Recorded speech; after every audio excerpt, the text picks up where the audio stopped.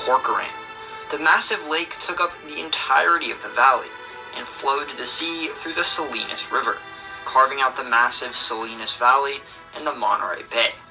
Most of its water, though, evaporated, coming down as rain in the Sierra Nevada, not only replenishing its own waters, but making the other side of the mountains in the now desert state of Nevada relatively lush. However, 600,000 years ago, melting glaciers in the Sierra Nevada caused an unusually high amount of water to flow into the lake, and the mountains surrounding it simply couldn't hold it all in.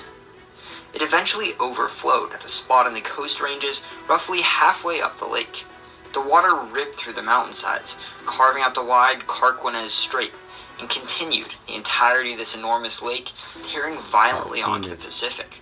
Rising seas and the rushing lake water flooding an inland valley that became known as the San Francisco Bay, draining most of the entire lake. This left behind essentially the California that we know today.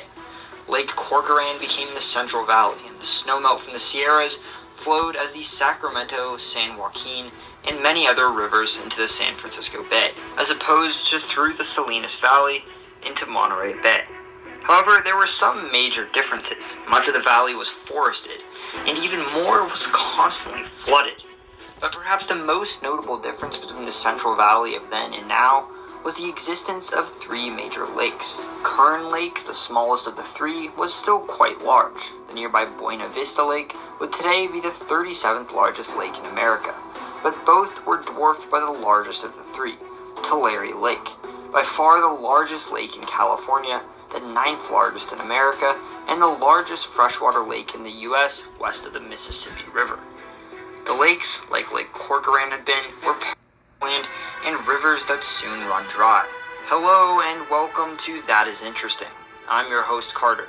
Today, why the U.S. drained its 9th largest lake, and the consequences that decision is having to this very day. 700,000 years ago, the Central Valley wasn't a valley at all. It was a lake called Lake Corcoran. The massive lake took up the entirety of the valley and flowed to the sea through the Salinas River, carving out the massive... I always knew that fucking shit was a lake. The whole Central Valley is a lake. I said that shit when I was a kid. And it's true.